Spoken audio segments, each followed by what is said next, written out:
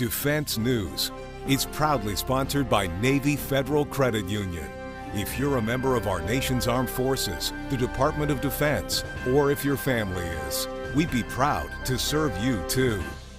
On this episode of Defense News Weekly, more from the annual Defense News Conference. We bring you some highlights from throughout the event. And a sailor fights through a debilitating condition to compete at this year's Warrior Games. We bring you her story. Plus, is the Army about to build Skynet? Find out why the force wants to get better supercomputers. And why do French mountain infantry troops tilt their berets to one side? It might not be why you think. Finally, the Army and Marine Corps have been working on a shared air-to-ground missile program.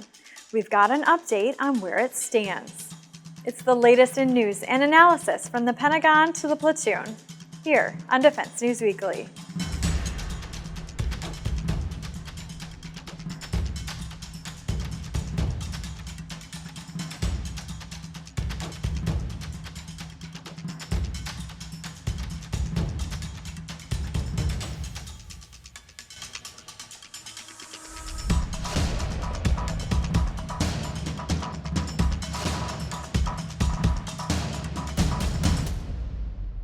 Welcome back to Defense News Weekly. I'm Andrea Scott. First up, in news from around the military, the Navy SEALs' infamously grueling selection course is now the focus of a high-level Navy investigation. Following the death of a sailor at the end of Hell Week, the capstone exercise rounding out Basic Underwater Demolition, or BUDS training, the review was ordered by the Vice Chief of Naval Operations. The sailor's death is prompting questions of a culture of lax medical oversight for SEALs candidates and the use of performance-enhancing drugs to get through the course. A report is due in about a month. And want to know what it'll look like when an enemy sends a drone swarm overhead to attack your position? Video posted by Brigadier General Curtis Taylor shows the eerie sight of a coordinated fleet of 40 quadcopters flying over a position as part of a simulated advanced attack on an Army force. Curtis, the commander of the Army's National Training Center, said the drones were equipped with cameras and were capable of carrying lethal munitions. The swarm attack was part of a training to prepare soldiers to face drones in future warfare. And overseas, Queen Elizabeth will be laid to rest Monday following an unprecedented tenure on the British throne. Many people might not know that the then princess actually joined the military in 1944, shortly after turning 19. Elizabeth joined the Auxiliary Territorial Service and trained as a vehicle driver and mechanic. She later was promoted to the rank of junior commander. As Queen, she held the rank of Colonel-in-Chief of the British Army. On a lighter note, ever wonder why the French infantry might wear berets in the fields? One soldier is here to explain. Check out this piece from the NATO channel.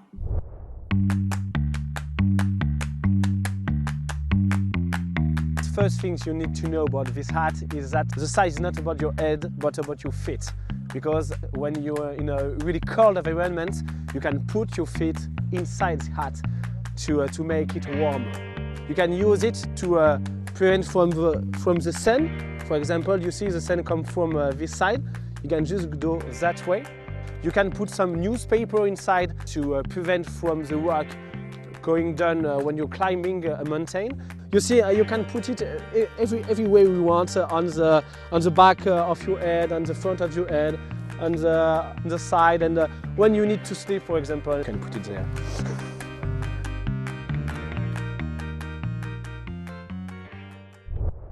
Up next, the Warrior Games are a chance for ill and injured service members and veterans to stay fit and stay involved. For one sailor, the Games have been a true buoy following a hard diagnosis. From the 2022 Games in Orlando, Florida recently, here is her story. My name's Ellie Smith. I was an aviation administrationman, rank of a third-class petty officer. I originally thought of joining the Coast Guard, but the Coast Guard recruiter was an hour and a half away. So I kind of thought, I loved being on the water and in the water, so I kind of just took that and turned it into a love for the Navy. In 2017, I was diagnosed with a brain tumor, which turned out to be medulloblastoma, which is a type of brain cancer. I was stationed in Washington at the time, and I ended up going to one of the hospitals out there to have a partial resection of tumor, and then I went through 35 rounds of full brain and spine radiation and 6 out of 9 treatments of chemo. There's a lot of after effects, so the tumor is completely gone, and I haven't had any reoccurrences yet, and I have 6 months until I'm considered in remission. And so now every day I kind of struggle. I have epilepsy. Sorry, I stutter a lot. That's another one of the wonderful things about, post-brain tumor. But I struggle with short-term memory loss. I have instability when I walk, so I either have to use a cane, a walker, or an electric scooter. And then it's also almost completely taken my hearing. So I'm completely deaf in the right ear because they had to clip a nerve when I did surgery. And then my left ear, I'm down to 20% hearing because of the type of chemotherapy I was on. There was just a large part of feeling like you lost yourself. And for me, a lot of everything I loved was sports. I swam competitively. I was captain of the softball team, captain of the swim team in high school. I went and worked at the elementary school in the gym classes so students with disabilities could still partake in them. When I got sick, I lost a large part of my identity because of it. So I always just kind of thought, I'm not going to be able to be me again. And I was really struggling to identify what was next, what could happen. We have a non-medical case manager, and she was really like, hey, you should check out this adaptive sports, and I was fighting her on it. And then finally I was like, okay, so maybe I'll go, just see what it's about. It's so incredible to me because I was so scared then, and I had panic attacks, and I was freaking out, and they got me into a pool, and they were giving me a workout, and I had never felt like myself more. And then coming up to this year where I was selected as captain of wheelchair rugby and just had that team experience, it was the most I had felt like myself in a long time, because it was seeing growth, it was seeing strength, it was seeing so much that I thought I had lost of myself, and it's just incredible to kind of find yourself again. This will be my second time doing the Warrior Games. I've been selected every year up to here, but like I said, I did 2019 in Tampa, 2020 and 2021 unfortunately were canceled, so this is my second, and it's a blast. So the sports I've done are field, shooting, swimming, and wheelchair rugby. My favorite would definitely be swimming. I've done it my whole life since I was 6. So being able to adapt and continue swimming has been awesome. These games, they're going so well. We got silver in wheelchair rugby, but just the experience of going to the gold medal match was amazing. I had a fairly decent day out on the field, and now I'm just looking forward to swimming and just getting in there and hopefully, keeping it up, and really excited about it. Being here this year has just been amazing. Just finally being able to compete with some of the people, and during the rugby, we always joke and say I have a big brother on the team, and being able to be co-captain with him on the wheelchair rugby team, that was just possibly one of the best experiences I could have, along with just being able to have our families here and enjoy it, and just, being back in that atmosphere where it's competitive, but it's supportively competitive. I think the thing that keeps me doing it is just the accountability, actually. I think why I keep doing it is because I know that there's others who are supporting me and are, going to pick me up when I start slacking off. Another reason why I keep doing it is just there's no better feeling than having a purpose. When you get sick, sometimes you lose your purpose. And so knowing you have a purpose here, whether it's just being a swimmer or being able to be on a team for a team sport,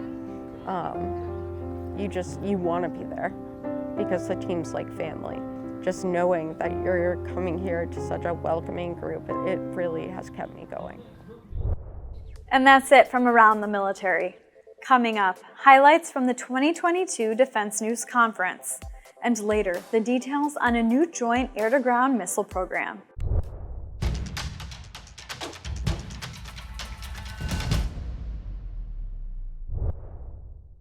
Welcome back to Defense News Weekly. I'm Andrea Scott. The annual Defense News Conference is a who's who of top defense officials, and this year's event provided a number of newsworthy developments. For a wrap-up of some of the biggest moments from the 2022 event, check out this highlight reel. Drones are here to stay because they provide you depth, and it's not just lethal, i.e. high explosives, it's the electromagnetic piece, it's the sensing piece, and the jamming piece. Swarming drones may be what Mr. Work used to refer to, former DepSecDef, as the third offset strategy. In April, you told lawmakers that the price tag for NGAD would be in the multiple hundreds of millions of dollars, as you said, a very expensive aircraft. With financial pressures such as inflation, budgetary limitations bearing down on the DoD, can the nation afford such a program with that kind of a price tag? Well, I guess I'd answer with the question, can the nation afford to not have air superiority? And I know the answer to that question. We have to have air superiority. I will also say there's incredible innovation going on. You may have heard about the Harpoons or seen it in the news. Well, the story there is that a country, which I won't mention who it was, had some Harpoons that were on a ship. They were naval-based Harpoons. They said we could maybe do something with it, so we worked with that country and with the contractor. We got them off the ship, put them on some flatbed trucks, put the Harpoons modules on the flatbed truck and a different flatbed truck for the power source, connected a cable between it, figured out it was exportable, brought the Ukrainians to train on it over Memorial Day weekend. In our country, it would be Memorial Day weekend. And the next week, 2 Russian ships were sunk with those Harpoons. That happened in about 3 weeks.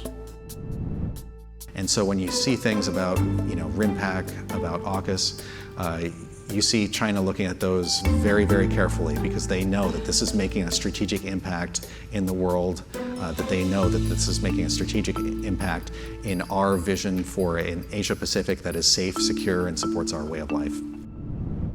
When we say pacing challenge, it's not just a bumper sticker. I mean, the reason why we define China as the pacing challenge is because really China is the only country that both has the capability and the aspiration to challenge the United States across the board. So not just militarily, but economically, diplomatically, technologically, and the aspiration to fundamentally reshape the international order. At this point, as I drive around my home state of Rhode Island, it's remarkable to see the number of Ukrainian flags that are flying. People identify with the Ukrainian people. They respect their courage and their valor, and they're committed, but over time, that commitment might start eroding, and that's what we have to be very careful about.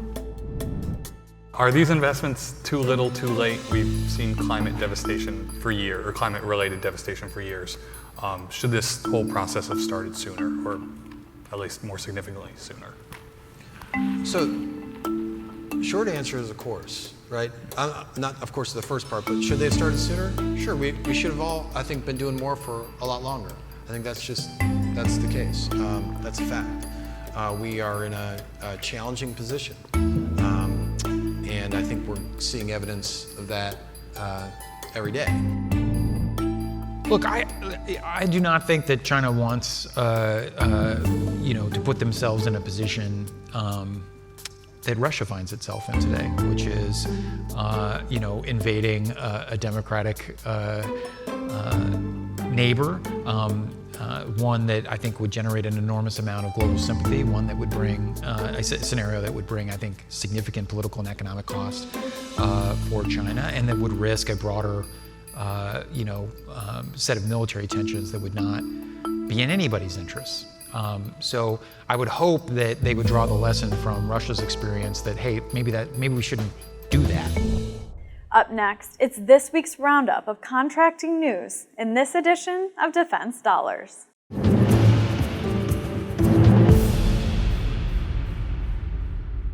The Greek Air Force this week took delivery of a pair of upgraded F-16 fighter jets.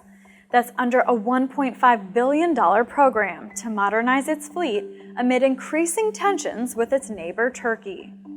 The two F-16s presented at the Tangira Air Base north of Athens are the first of 83 to be fitted with advanced electronics, radar, and weapons capabilities over the next 6 years. Greece's Hellenic aerospace industry will make the advancements in coordination with Lockheed Martin. The F-16s, developed in the 1970s, are the workhorse of Greece's Air Force.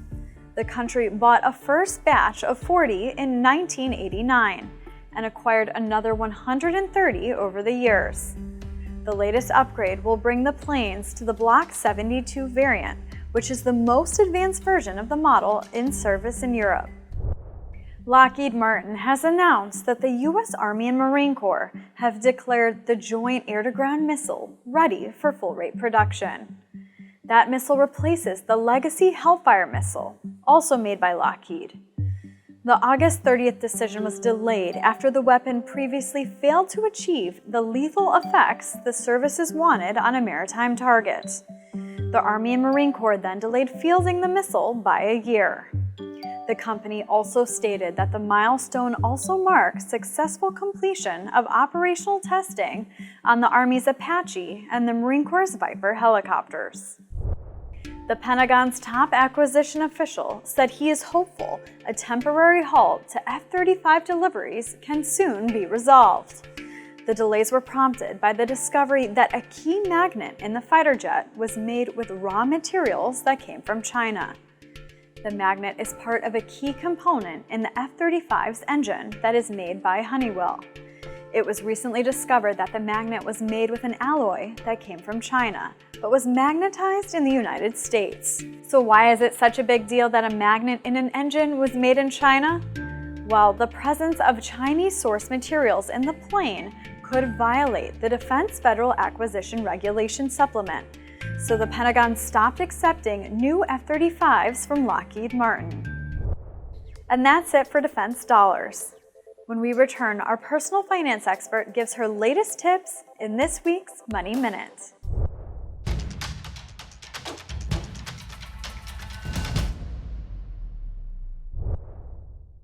Welcome back. On this edition of Money Minute, Navy Federal Credit Union personal finance expert Jeanette Mack delivers her latest tips. Check it out. Whether you're heading to college or entering the workforce straight from high school, it's a great time to learn how to make smart financial decisions. Even if you don't have a regular paycheck yet, you do need and should open a checking and savings account. You'll need a place to put your money for when you're spending and when you're saving.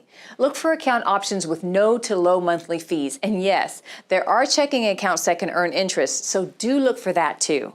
Now you have a way to always see where your money is going, which helps make creating and sticking to a budget much easier.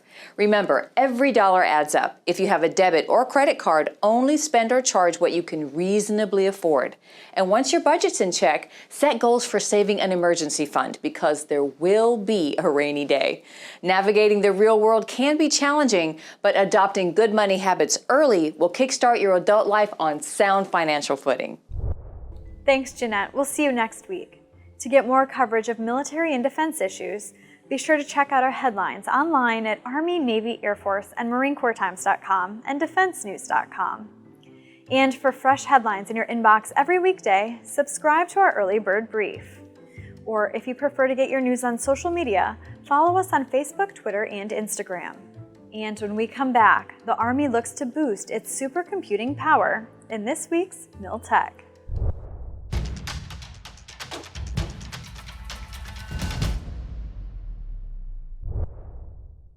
Welcome back to Defense News Weekly. If there's one thing that movies have taught us, it's that building endlessly more powerful computers will eventually lead machines taking over the military. So let's get some more. Todd South talks about the Army's quest for new supercomputers in this week's edition of MilTech. The Army's getting a new supercomputer. Will it help soldiers get their pay on time, better track promotions? No. The computer is headed to the Army's Engineer Research and Development Center, or ERDC. Why does the Army, or the military for that matter, need one? Or more than one supercomputer?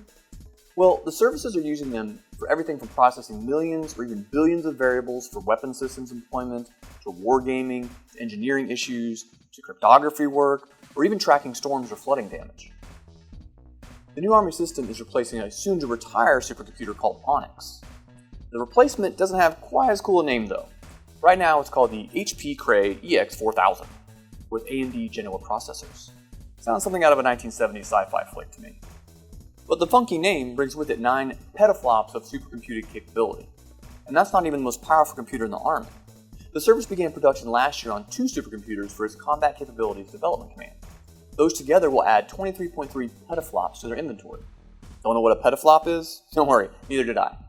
So most of us might think of a number like a gigabyte or a terabyte for storage on our smartphones or laptops. But flops measure the device's performance, basically how fast the machine can process an amount of information. So back to petaflops. The supercomputer on a petascale can store and process at least 1 petaflop and store at least 1 petabyte of data. So a computer that can process a single petaflop means it can perform 1 quadrillion operations per second. So if you want to keep up with a single petaflop on your old high school scientific calculator, you're going to need to perform 1 calculation every second for the next 31,688,765 years. And as far as supercomputers, the Army's not alone. The Defense Department kicked off a high-performance computing modernization program in 1992. They invested more than $1.2 billion at the Army Research Laboratory Centers and at the Defense Supercomputing Resource Center. I think I first saw dial-up internet in 1993? Yeah, let's not go there. In 2021, the Navy bought 2 new supercomputers. Just one, the Narwhal, we'll leave it to the squids to name their computers after a type of whale. That Narwhal alone is capable of 12.8 petaflops. The Air Force's most powerful computer at the time was the Mustang, and it could run 4.87 petaflops. And this isn't as simple as unboxing your new MacBook. These are room-filling computers, kind of like the old-school mainframes many of us saw in movies from like period pieces of the 1960s, 70s, and 80s, but way more advanced. In July, BAE Systems, a major defense contractor, announced it had been awarded a $700 million support contract just to help run one of the Army's supercomputer programs. The supercomputing isn't just for installations. The Army announced a $12 million contract in 2019 for a specialized mobile structure called a high-performance computer in a container. The program aims to deploy these data processing behemoths to the edges of combat. The Marine Corps began touting its own focus on supercomputers, breaking ground last year at Quantico, Virginia, on its Wargaming Analysis Center. The center is slated to house its own supercomputer and simulation engines. The previous Marine Corps Commandant described the vision as a kind of virtuality holodeck, kind of like in Star Trek, where top leaders could walk into a scenario and use that computer system and simulations to troubleshoot combat problems, equipment fielding, and scenarios decades in the future. So a fun fact to end on. The iPhone 6, remember that clunky thing way before you got your iPhone 11, 12, or 13? Well, that was nearly 33 times faster than the best computers used by NASA in the late 1960s to run the Apollo space missions. Okay, Apple, your turn. When do I get a petaflop supercomputer smartphone? The ultimate fantasy football advantage. But don't worry, you don't need a supercomputer to track military news you care about. That's because we'll keep you posted, tracking tech and other news. This is Todd South with Military Times. Thanks, Todd. And that's all we have time for this week. Please visit us on militarytimes.com and defensenews.com for more coverage. Thank you for joining us, and we'll see you next week.